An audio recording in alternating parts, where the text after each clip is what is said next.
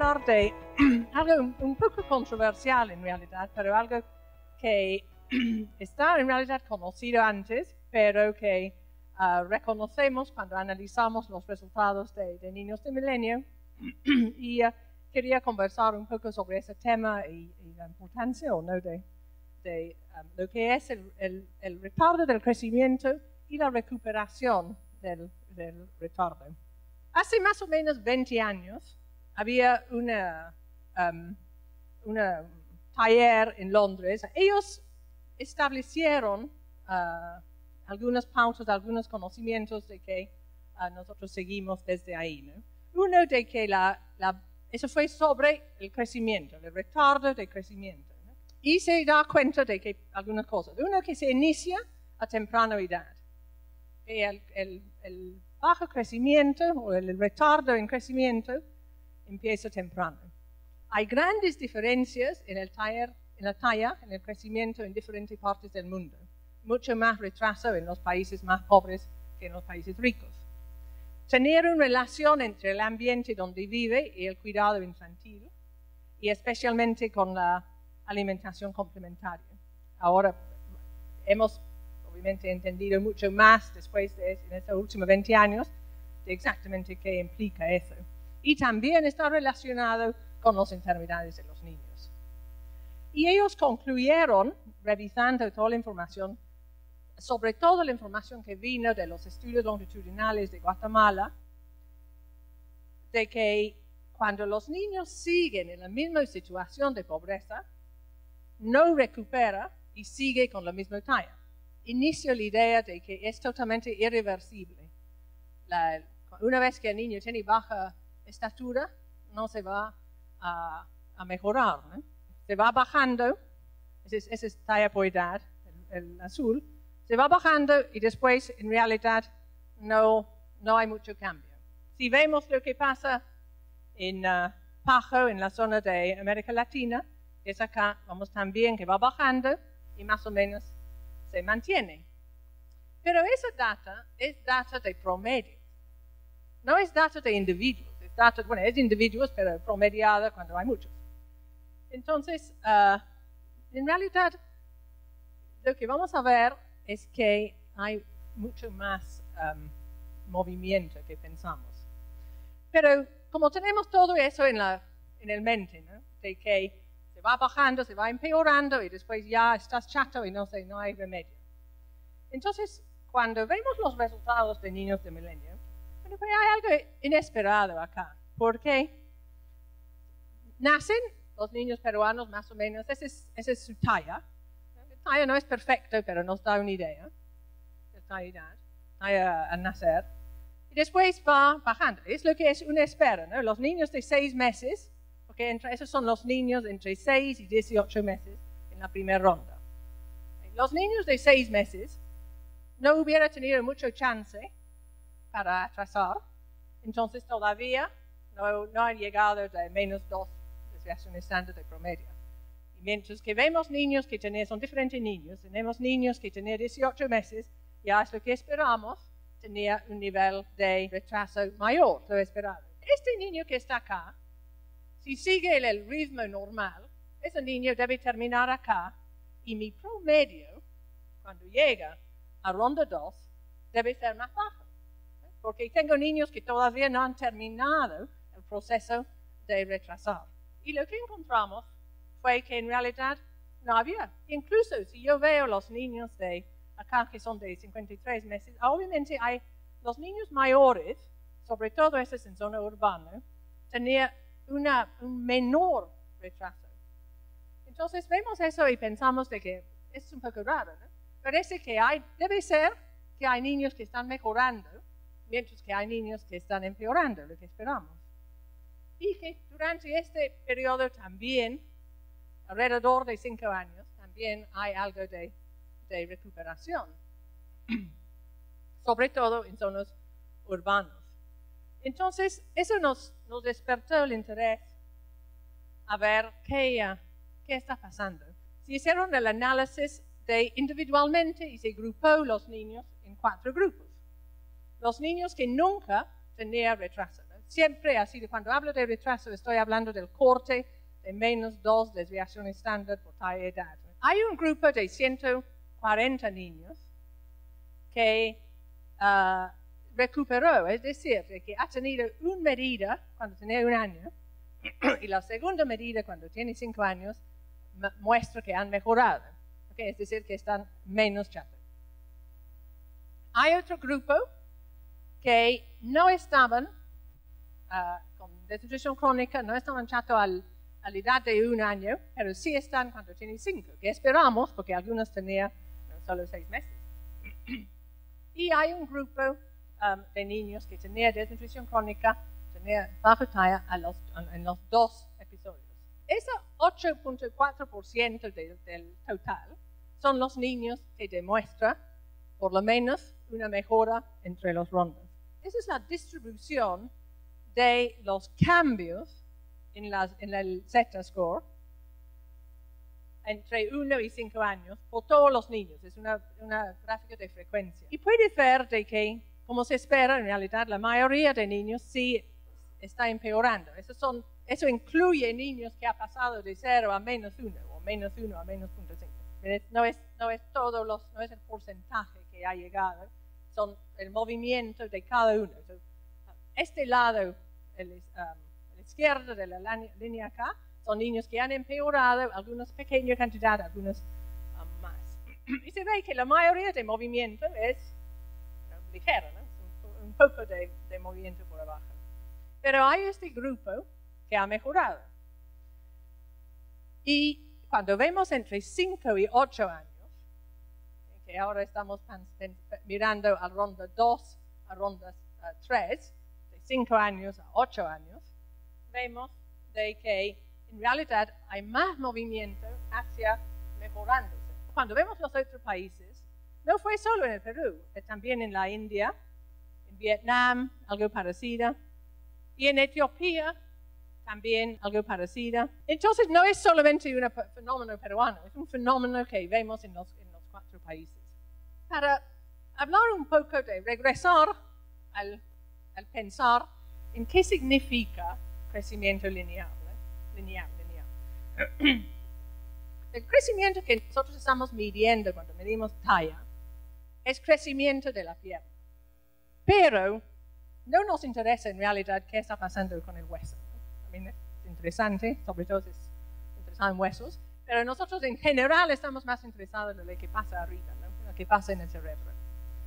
Y lo que resulta es que el crecimiento de las piernas es un muy buen proxy, es un indicador de lo que está pasando también en el cerebro, que nos interesa. Entonces regresamos también un poco a las diferentes etapas de crecimiento, porque queremos entender por qué esa parte de la infancia es tan importante.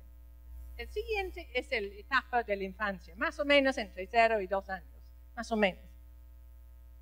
Acá, lo interesante de esta etapa es que es muy similar el crecimiento en todo el mundo. Eso implica que el factor genética intrínseca es menor. Esos son resultados de niños de milenio de los diferentes países. Hay de los 2 tipos, ¿no? Hay niños que están mejorando y niños que están bajando. Y por eso cuando hacemos un promedio no se nota tanto lo que está pasando. Si las circunstancias mejoran, los niños pueden mejorar. Y incluso los niños que fueron adoptados, niños que han sido severamente desnutridos y abandonados y fueron adoptados, ellos recuperaron y acercaron más a los tallas de niños de la familia adoptada que los que se regresó a las mismas circunstancias de que dio lugar a su desnutrición al inicio, ¿no? La pobreza.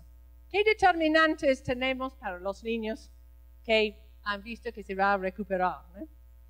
Hemos visto en general que las intervenciones nutricionales son capaces de revertir la baja talla, los suplementos de micronutrientes, el tratamiento de enfermedades, por ejemplo, la enfermedad celíaca o otras enfermedades, también permite un crecimiento mejor, y en algunos casos el tratamiento con el hormona de crecimiento también permite un mejor crecimiento, mayormente en niños de la etapa del niñez, no tanto antes. En los factores epidemiológicos, y cuando las condiciones generalmente en el país mejoran, se ve una reducción en la desnutrición crónica. El nivel de educación de los padres, la infraestructura en las comunidades y los factores genéticos de los madres. Cuando las madres están más altas, los niños van a ser más altos. So hay un factor también de una generación al siguiente. ¿Quién tiene la menor posibilidad? Entre todos, obviamente hay factores acá de alimentación complementaria, todos los factores que mencioné antes, pero adicionalmente, entre este grupo de niños que tienen desnutrición crónica, ¿quiénes son los que tienen menor chance de recuperarse? Y eso es relevante para nosotros porque justamente como Perú está mejorando, estamos llegando al grupo que está quizás un poco más difícil de cambiar, ¿no? Y son los que tienen bajo peso a nacer, los que tienen un bajo talla a nacer, esos que nacieron chatos son más difíciles de sacarle de esa situación. Y los que tienen desnutrición crónica más temprano, bueno, esos son ellos, pero también los que desde temprana edad están con problemas de crecimiento. Y la severidad es más difícil sacarte de un -3 desviación estándar que -2. La severidad también influye. Entonces tenemos que saber si esos niños que se recuperan en talla, también recuperan en sus niveles de cognitivo, en las cosas que más nos interesan de qué pasa en el cerebro. En niños de milenio eso sí donde tenemos una gran ventaja, porque tenemos en cada ronda pruebas de rendimiento de matemática, en comprensión de lectura, y sabemos en qué grado de colegio están, si están apropiados por su edad. Y tenemos esos 3 grupos que podemos comparar.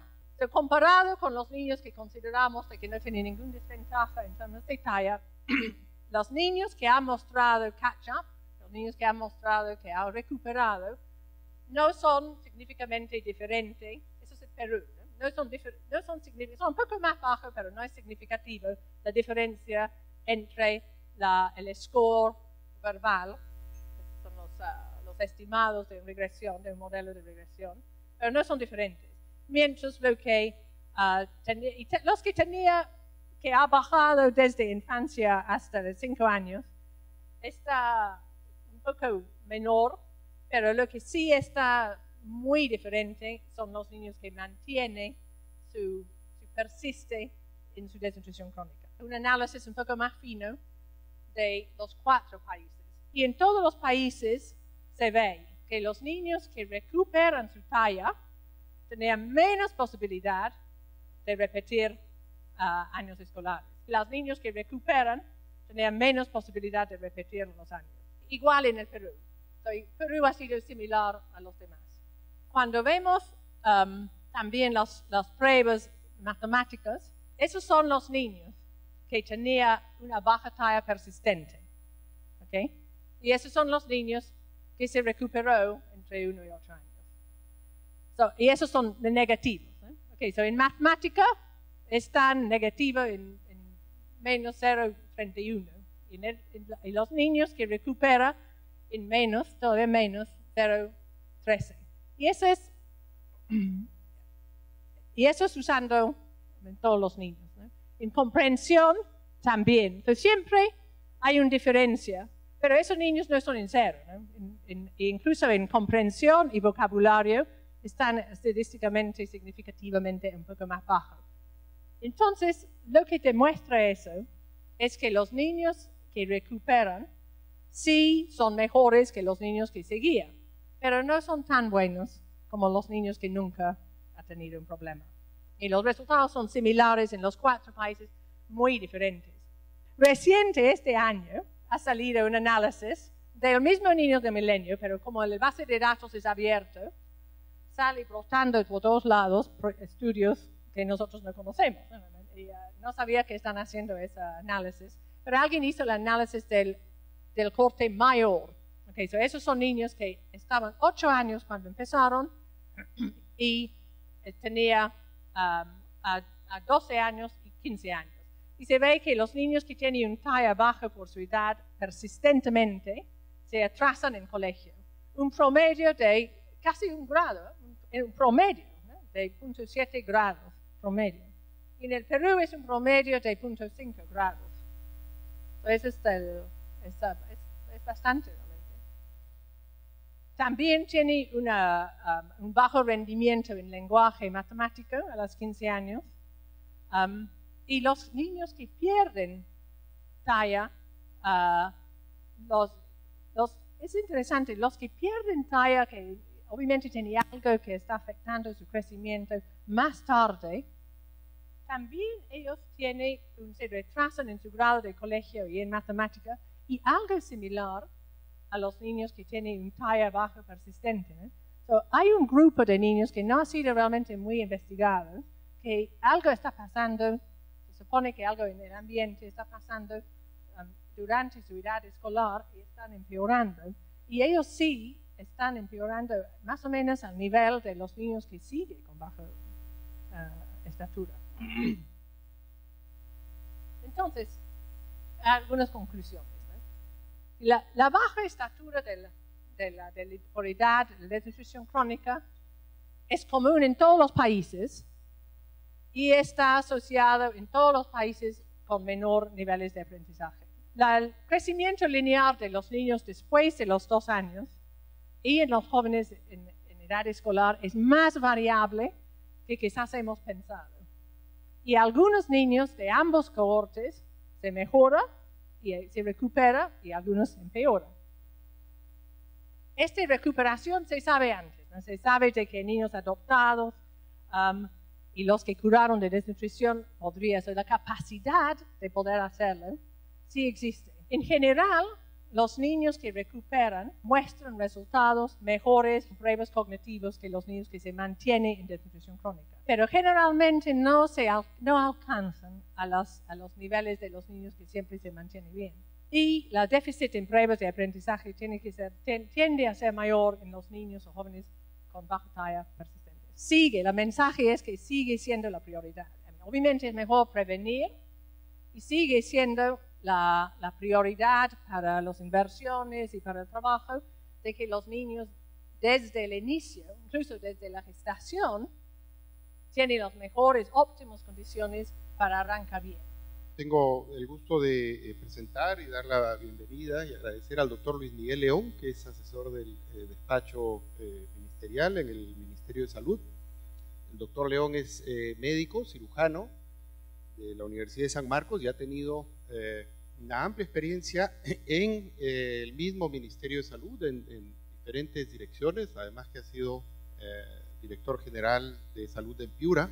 Lo importante del mensaje que nos da es que, contrario a lo que estábamos pensando y todos nuestros diseños estaban abocados a que la ventana de oportunidad está en este espacio, desde menos 9 meses hasta los 3 o 5 años, pues nos abre una segunda oportunidad de ventana para mejorar intervenciones, y eso nos lleva a la lógica del pensamiento de intervenciones en curso de vida.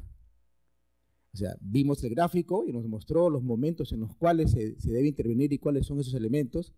Están, pero todavía un poco como fragmentados, parcelados.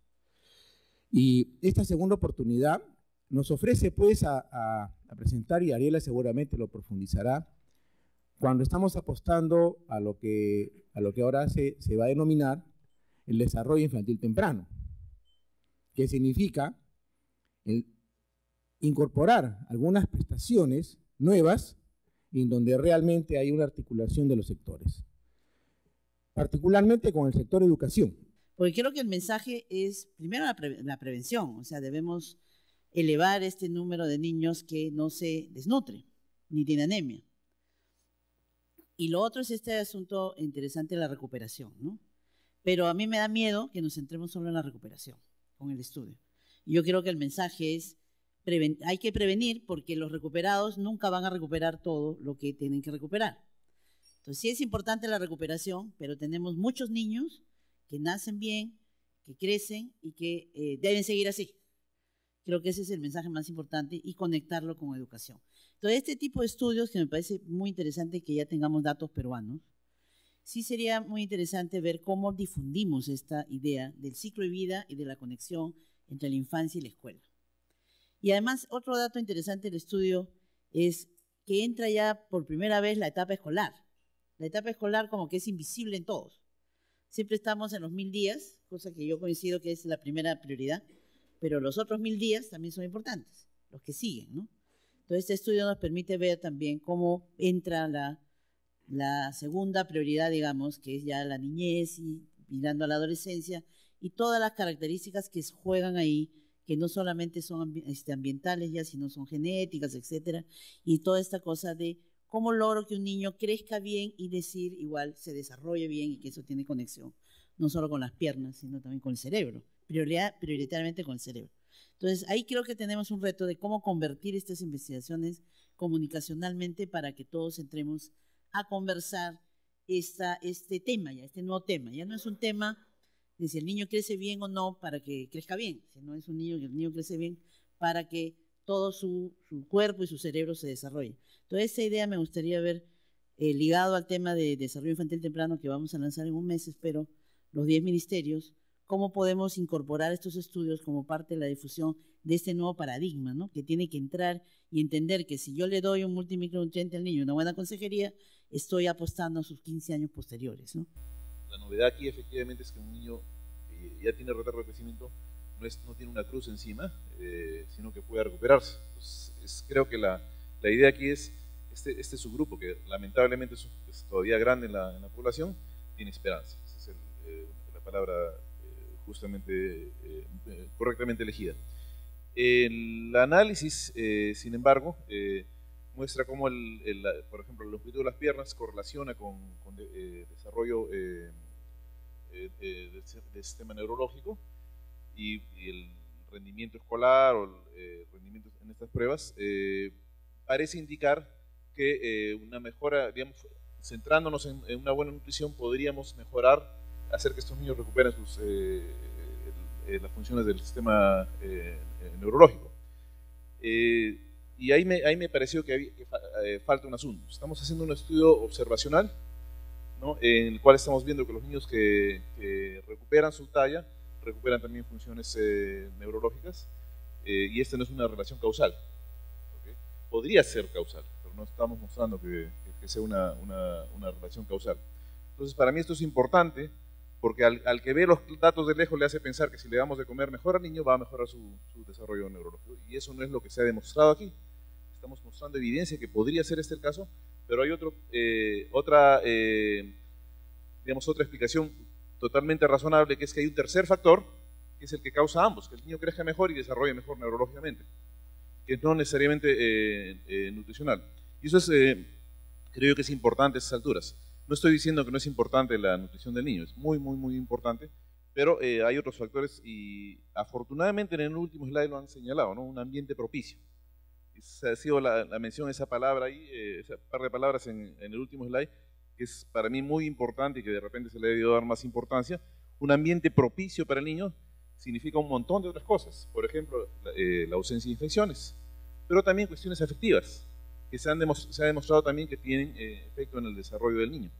Entonces, tengo una pregunta en realidad para Mary, y es si los datos recolectados permiten diferenciar, encontrar diferencias, digamos, asociadas a diferente nutrición en los niños que recuperan tanto su estatura como sus capacidades cognitivas,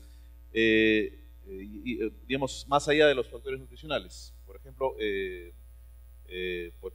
calidad del agua, frecuencia de infecciones o algún factor afectivo dentro de la familia. Respecto al estudio en sí, yo tengo una pregunta, porque siendo este un estudio que se ha hecho para estudiar la pobreza, como mencionó Mary al principio, si se ha hecho una relación con juntos, es decir, si estos chicos que han mostrado recuperación en los primeros años han sido hijos de familias juntos, Y lo digo porque dándose el estímulo económico a la madre y teniendo información también de que generalmente las madres utilizan eso, entre otras cosas, en mejorar la calidad de la alimentación que reciben los chicos, si es que se ha hecho esta relación y esta asociación, si es que esto se ve, esta recuperación se ve un poco más en los hogares que han tenido este aporte económico, ¿no?